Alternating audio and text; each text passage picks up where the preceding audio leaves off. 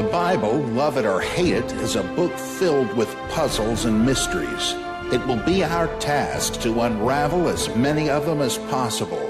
We want to understand the Bible as a human book, not a book inspired by a god.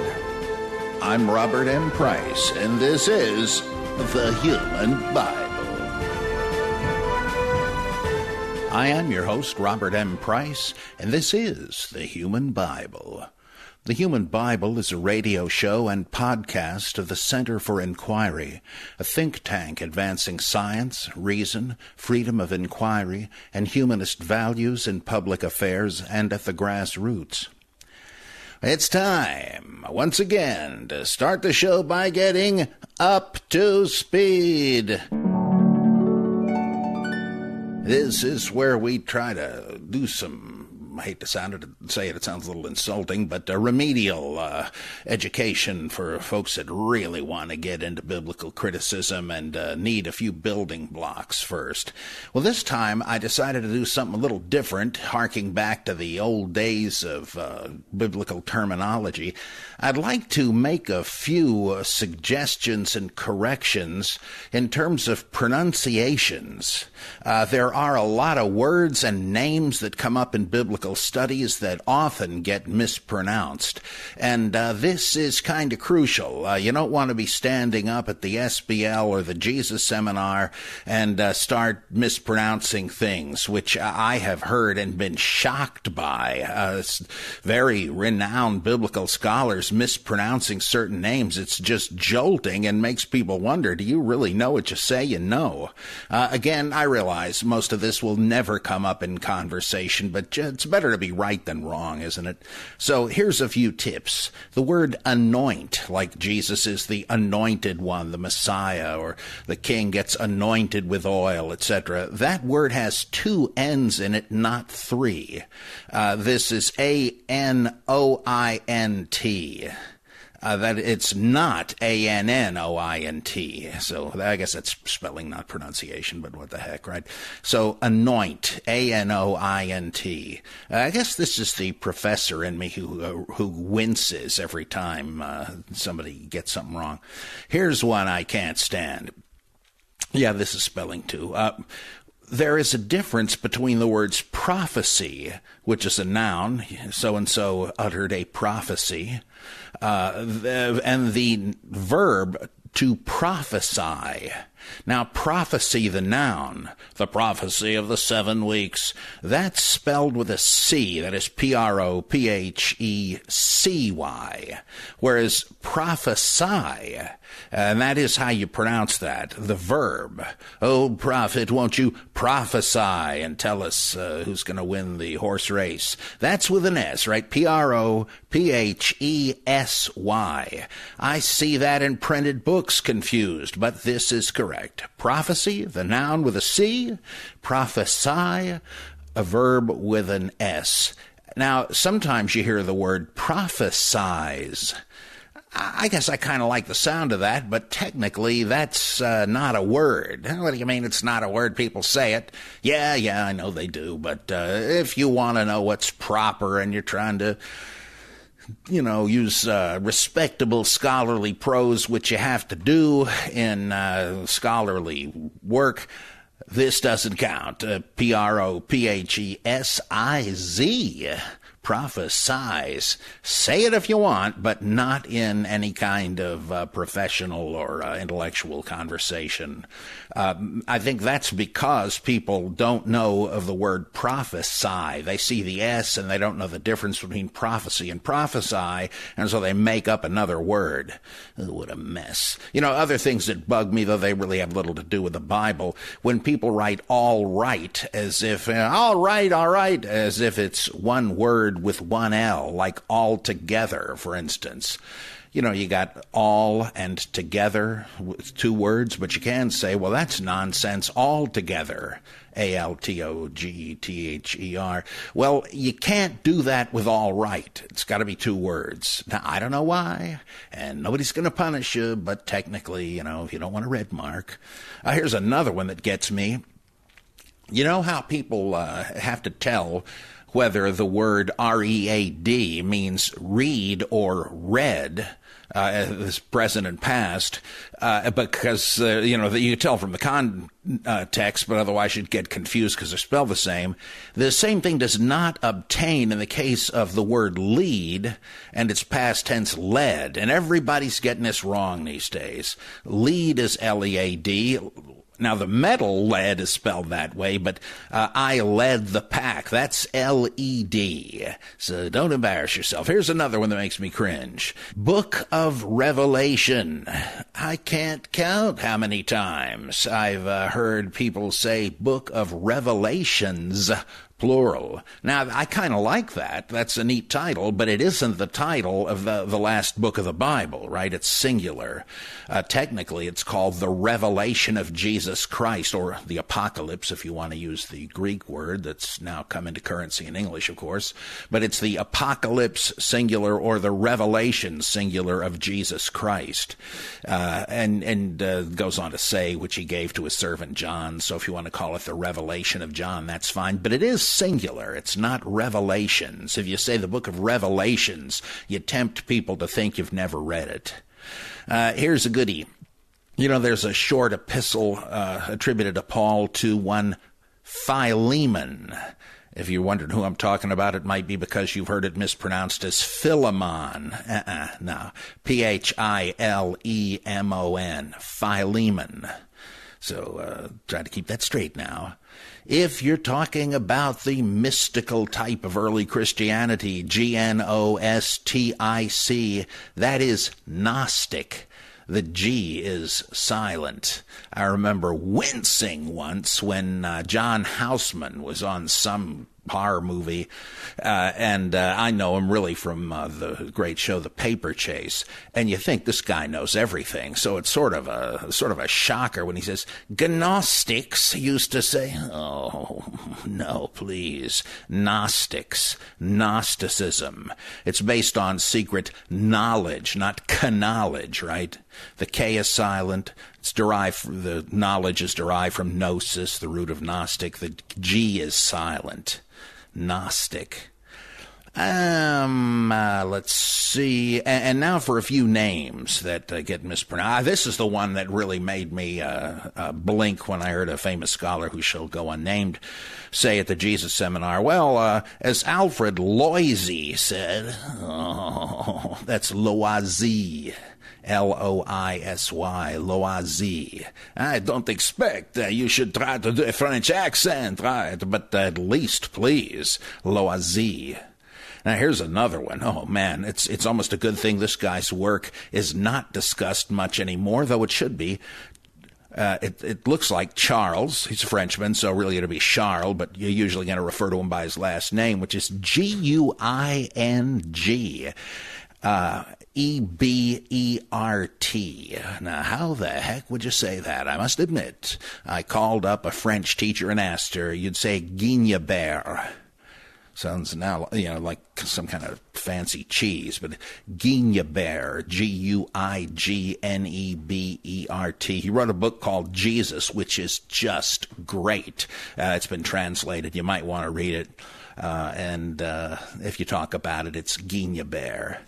Now, this seems pretty easy. How about everybody's favorite New Testament critic and radical theologian, Rudolf Bultmann? Yes, B-U-L-T-M-A-N-N.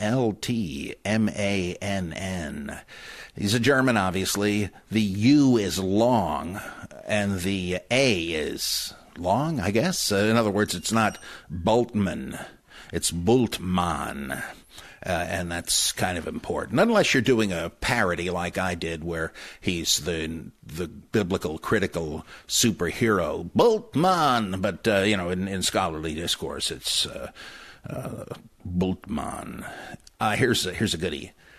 There is a difference between Karl Barth, the theologian, a Swiss theologian whose name is spelled B-A-R-T-H, but pronounced Bart, and Roland Barth, who sometimes there's a little hint of an H at the end, but sometimes it's just pronounced Bart, but that's B-A-R-T-H-E-S. He's a Frenchman. So you got to keep that straight. It's Roland Barth, Karl Barth, not Barth. There may be people that say their name that way, but don't you say this guy's name that way. Now, here's one that it's easy to stumble over. There are 3 major New Testament critics who have almost the same name, but there's a difference in one letter. See, I've even misspelled it the way I'm warning you not to in the list I'm working from here. The great fountainhead of New Testament criticism was a guy named Ferdinand Christian Bauer, German for farmer, B-A-U-R. F.C. Bauer, without an E. But there's also Bruno Bauer, a contemporary of his, even more radical. That is B-A-U-E-R. And so is the third one, Walter Bauer, who wrote the great book Orthodoxy and Heresy and Earliest Christianity. That's with an E too, B-A-U-E-R. So Bruno Bauer and Walter Bauer, B-A-U-E-R, F.C. Bauer, just B-A-U-R. Now, here, I think this is the oldest confusion I'm familiar with. Used to hear in my evangelical days a lot of reference to Alfred Edersheim. Well, after I took German, I realized, no, nobody's named that. It's Edersheim. You don't have the sh that way with just an SH in German. You got to have SCH. It's Edersheim, home of the Aders, I guess. So don't show your ignorance, right? It's important to try to look knowledgeable even if you're not, right? It's kind of like the Bible says, if you want to get a reputation for wisdom, even if you're not wise, keep your mouth shut. That'll fool them. Well, here, you may not know much about it, but at least don't underline the fact by mispronouncing it. And the last one, I've saved the best for last. This is, or was, I believe he's gone now, a great Israeli scholar of Jewish and Christian antiquities, Shlomo, and how would you say his last name? P-I-N-E-S. Oh, it's Shlomo Pines, isn't it? Well, if you don't have any guts, you might want to mispronounce it that way in public because I'm afraid the Hebrew is Shlomo Penis. Well, good luck with that when you decide what to do with it. So I think that's a way of getting up to speed, of sounding educated, even if you're not. Let's get into let's not apologize, in fact, for getting into our next segment. Apologetics is never having to say you're sorry. For what? Well, for the Bible, of course. And this is where we give typical pious responses to charges of contradictions or errors in the Bible. Apologetics is, of course, defending the faith. I want to do a little scrutiny of the 4 Gospels on the question of, who was Simon Peter talking to when he denied knowing Jesus, and how many times did he do it? Well, you think that's a simple answer, right? 3. Well, actually, you're right, but according to some defenders of biblical inerrancy, such as Harold Lindsell, but there have been certainly a bunch of other ones even before him, who thought 6. He denied Jesus 6 times. As David Friedrich Strauss pointed out, some, more than a century before, Lindsell said 8 times. And Strauss added, well, if you want to pursue it this way, there would really have to be 9. What the heck? What's going on here? Let's take a look at the very similar stories of Peter in the courtyard outside while Jesus is being tried, and his, shall we say, failure of nerve. Okay, now, here is Mark's version. And as Peter was below in the courtyard, one of the maids of the high priests came out, and seeing Peter warming himself, she looked at him and said, "You also were with the Nazarene Jesus." But he denied it, saying, I neither know nor understand what you mean. And he went out into the gateway. And the maid saw him and began again to say to the bystanders, "This man is one of them." But again he denied it. And after a little while again, the bystanders said to Peter, "Certainly you're one of them, for you're a Galilean." But he began to invoke a curse on himself and to swear, I do not know this man of whom you speak." And immediately a cock crowed a second time. Some manuscripts have a cock crow earlier. And Peter remembered how Jesus had said to him, "Before the cock crows twice, you will deny me 3 times." And he broke down and wept. Now let's see what Matthew has to say. Now Peter was sitting outside in the courtyard, and a maid came up to him and said, "You also were with Jesus the Galilean." But he denied it before them all, saying, "I do not know what you mean." And when he went out to the porch, another maid saw him, and she said to the bystanders, "This man was with Jesus of Nazareth."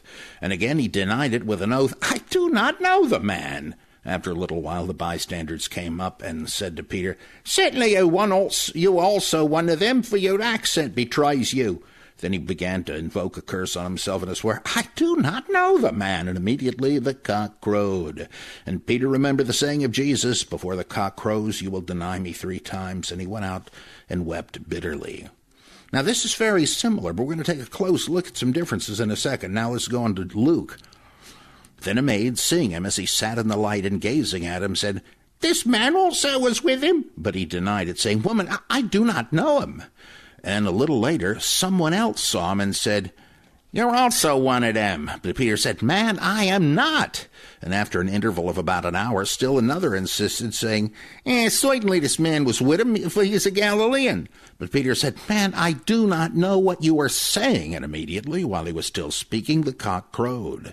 And the Lord turned and looked at Peter, and Peter remembered the word of the Lord, how he had said to him, "Before the cock crows today, you will deny me 3 times." And he went out and wept bitterly.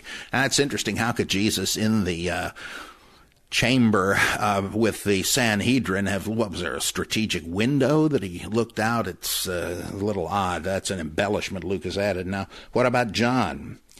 The maid who kept the door said to Peter, "Are not you also one of this man's disciples?" He said, "I am not." A little later, now Simon Peter was standing and warming himself. They said to him, "Are you not also one of his disciples?" He denied it and said, "I am not." One of the servants of the high priest, a kinsman of the man whose ear Peter had cut off, asked, "Did I not see you in the garden with him?" Peter again denied it, and at once the cock crowed. Well, it sounds very similar, but let's check it denial by denial. First, in Mark, who is it that he's speaking to when he denies? One of the maids of the high priest. It's very similar in Matthew, a maid, and then in Luke, a maid, and a maid who was the doorkeeper in John. So we're pretty safe there, but it starts getting a little tricky. Okay, back to Mark. It's the maid again. The difference is she's not just talking to him, but about him to the crowd. But in Matthew, it is another maid. And in Luke, it is someone else. What is it in John? The crowd. And he denies it and says, "I am not." How about the third one? Let's go back to Mark. Yeah, okay, again, the bystanders spoke to him, and that is followed by Matthew. The bystanders came up and said to him, I'm not daring to do this by memory, but in Luke, it's still another. So we have differences between singular and plural. And then in John, it's a servant of the high priest, a kinsman, a male, of the man whose ear Peter had cut off, asked, "Did I not see you?" And he denies. Now, that doesn't match. Why it doesn't match, I have no idea. It's not, I mean, with a thing like this, usually you could say you can chalk up the differences to different sources, maybe. Well, that's kind of what we're doing already. I mean, our sources are the 4 Gospels, but you could say, well, it was different traditions, oral traditions that each gospel writer used independently, but we know they didn't write independently. The Gospels make use of one another. Probably all of them are using Mark. And why did they change these things, the characters on the stage? Because it obviously doesn't really matter who it is that is denying him. It's what critics call an actantial role. I mean, somebody's got to do the job in the plot. It doesn't matter who they are. We don't even hear a name, right? And so why did they bother changing it? Wasn't Mark good enough? You tell me. If you've got an idea, please tell the old human Bible. I'd love to hear from you, but so far I have never heard any attempt, even never read an attempt to explain that. But the point is, they cannot be reconciled. They cannot be harmonized, especially, I mean, the only way you can imagine doing it is to say, yeah, they're recording all different, like each is picking three of a whole bunch of denials. What? Again, think of, I guess Peter could have been such a rotten coward that he's denying a blue streak, so to speak. I don't know, I've never heard of him, don't know him, I tell you, Jesus who, etc. And they just pick different denials. That's just ridiculous, and why would they do it? Especially since every one of these stories not only has three denials on stage, but finishes it by saying Jesus had predicted precisely this when he said, "You will deny me 3 times." Didn't say 6 or 8 or 9. He didn't say at least 3. So this, if you accept the Harold Lindsell harmonization, you might rest easy with that, but you've got another one to do next time. How come Jesus says 3 when there were more? Got a little problem, so I'm afraid it just doesn't work. Though I must give him credit, at least it's an answer to the question of why are the denials ascribed to different characters on stage, but this is the worst possible answer. Though we will hear a weirder one for harmonizing a problem with the very next question. This is great. On Facebook, Matthias writes, "I recently heard that the reason some of the details of Jesus' childhood and birth differ between the Gospels, Matthew and Luke, of course, is that there were, in fact, 2 different Jesus children named Jesus. The baptism is then the fusion of the 2 into Jesus Christ. The alleged sources for this theory come from a writer by the name of Emil Bach. I believe he has a book called The Mystery of the 2 Jesus Children, and philosopher Rudolf Steiner. Is there any backing of this theory in the Bible?" Well, yeah, I'm sorry, no. There is material in the Bible from which this arises, as you note, right? There's the problem in that the genealogies of Jesus in Matthew and Luke are completely inconsistent. So this must rank as the king of harmonizations. Well, I mean, one that's wild enough that a couple of Roman Catholics came up with, couple of centuries ago, and it's really popular now, is, Luke is giving Mary's genealogy, even though he says it's Joseph's. What? That women were so despised that when they were ostensibly giving the wife's genealogy, they'd put it in the husband's name. Nobody ever did this. In fact, I checked with a world authority on ancient Judaism, Jacob Neusner, and he says, no, I never heard of this. Somebody's just trying to get out of a tight spot, as I suspected. The whole notion is ridiculous, but this tops that. Both genealogies are correct, but one of them is for one kid named Jesus, the other is for another kid named Jesus. But wait a minute. Surely, as you read on in each gospel, they mean that this is the genealogy of the hero of this story, right? It's the same guy, so isn't there a problem? Well, not if the one died and his spirit went into the other. Okay, that's got to merit some kind of prize. I don't think there is one out there. Maybe let's call it the Balaam's Ass Prize. I can imagine, getting one made and sending it to Mr. Bach. who would suggest such a thing? I mean, this goes even beyond the fundamentalist Southern Baptist Harold Lindsell with the Six Denials. What kind of a thinker would say this? Well, certainly not a fundamentalist. This goes back to, as you say, Rudolf Steiner, who was the founder of the Anthroposophical Society. Yeah, let me tell you that again, the Anthroposophical Society. He had been a member of Madame Blavatsky's Theosophical Society, which means divine wisdom. Well, he thought that Madame Blavatsky was taking it in too much of an Eastern, Hindu-Buddhist direction, though she still mixed in alchemy and the Kabbalah and so forth from the West. But Steiner broke away and formed his own thing, anthroposophy, of course, meaning human wisdom. But it's not exactly humanism because Steiner believed that he had a kind of time vision. He could see into the past. I think this kind of thing that Jung would call active imagination, only Steiner took it literally.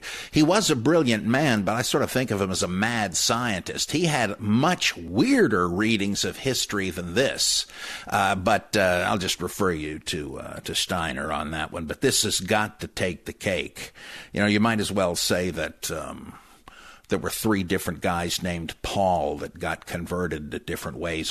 Or I guess one as weird as this would be Joseph Atwill in his book Caesar's Messiah, where he multiplies Mary Magdalene, the beloved disciple, John, Simon, Peter, etc., to harmonize all of the resurrection stories, the Easter narratives. The characters come in different order and all of that. There are different number of angels. Well, he says, let's throw them all in and make them different people. That's getting uncomfortably close to Steiner, and a kind of a red light ought to go off in your head.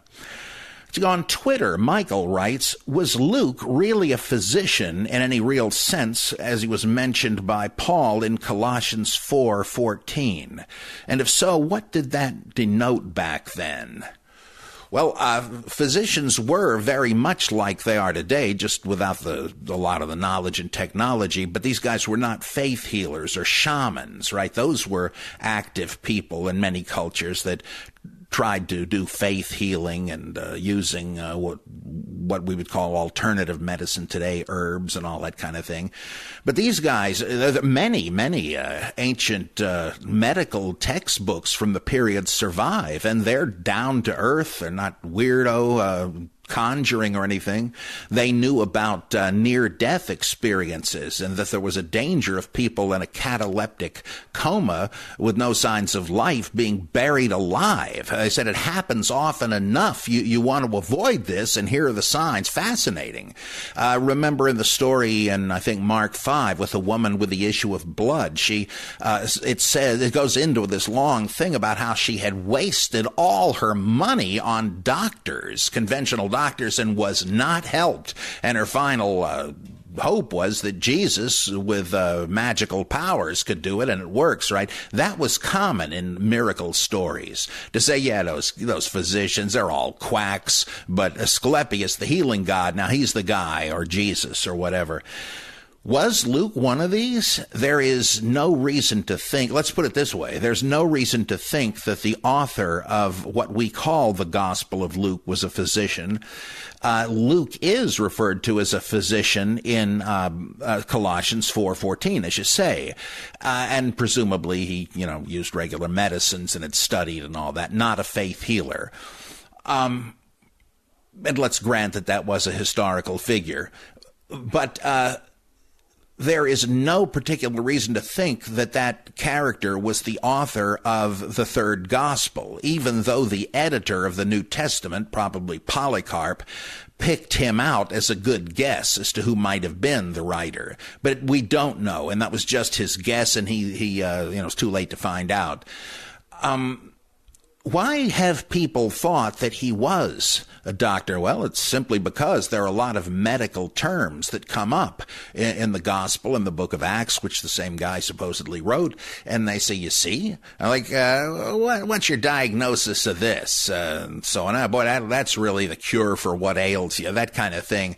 But Henry Cadbury, the great Quaker New Testament critic, did a dissertation in which he showed this was just not so. Yes, those writings do have a number of medical metaphors and the like, but he was easily able to show that kind of thing had just seeped into the language. And you look at almost any document of the same length, you're going to find loads of the same thing by people who certainly were not medical professionals in any way. So that even somebody like Adolf von Harnack, one of the greatest biblical scholars, trusted in that, but Cadbury showed it was just gratuitous, it's erroneous.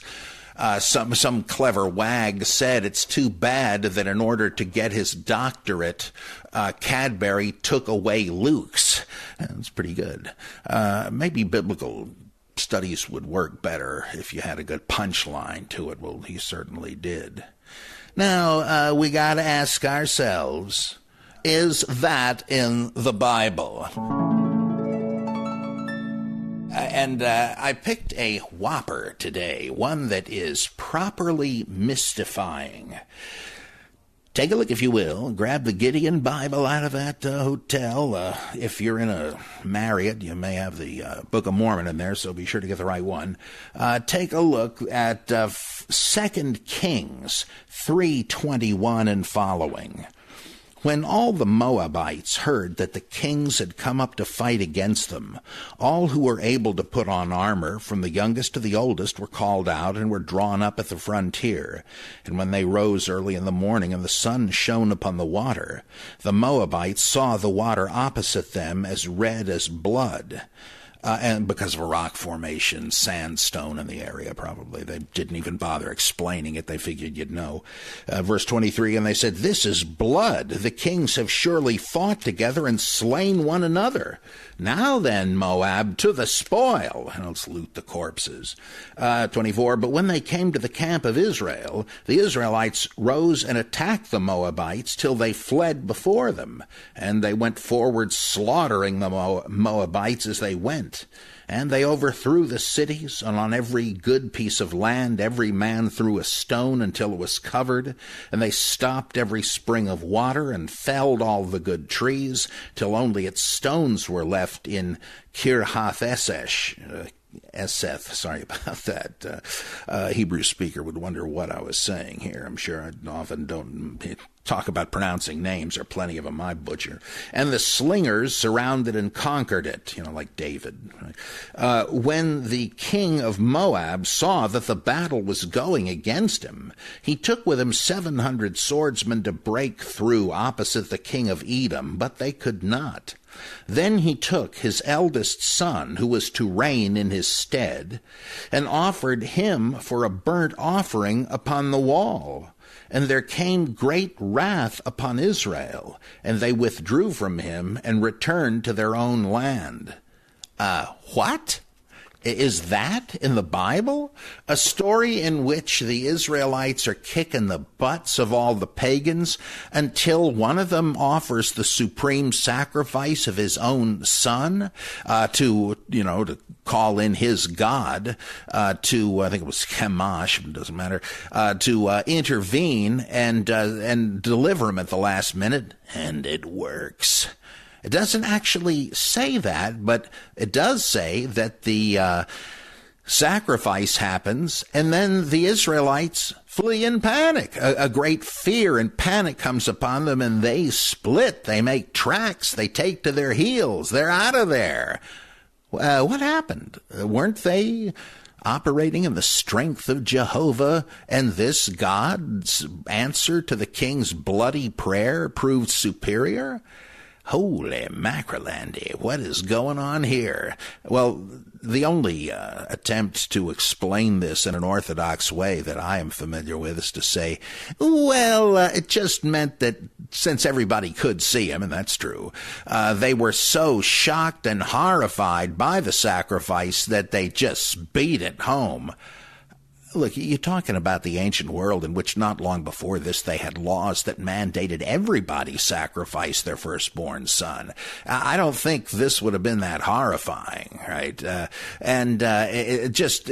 about the best you can do, I guess. I think of these attempts to solve the problem, like the two Jesuses and the six denials, as a guy with a dam that is about to burst, and here's a new leak. And what have you got to plug it with? Well, just a wad of gum, but that's the best I can do at the moment. Maybe it'll last for a little bit. That's kind of what they're doing. They want the Bible to maintain that stone wall, that firewall, whatever you want to call it, of infallibility, but it's springing leaks and the truth's getting through. So you do what you can to stop it up for as long as you can while you look for something better. But what is better is the truth about the Bible, right? Yeah, okay, that's what we're after here, right? Not promoting the Bible, not attacking the Bible, just being frank about the Bible. That's our goal on the Human Bible. Well, that's it for another episode, and I hope you will join us for the next one. I'm sure having fun. I hope you are. And if you have any favorite accents you'd like me to do, I'm happy to yuck it up and do my ham acting. So I'll see you next time.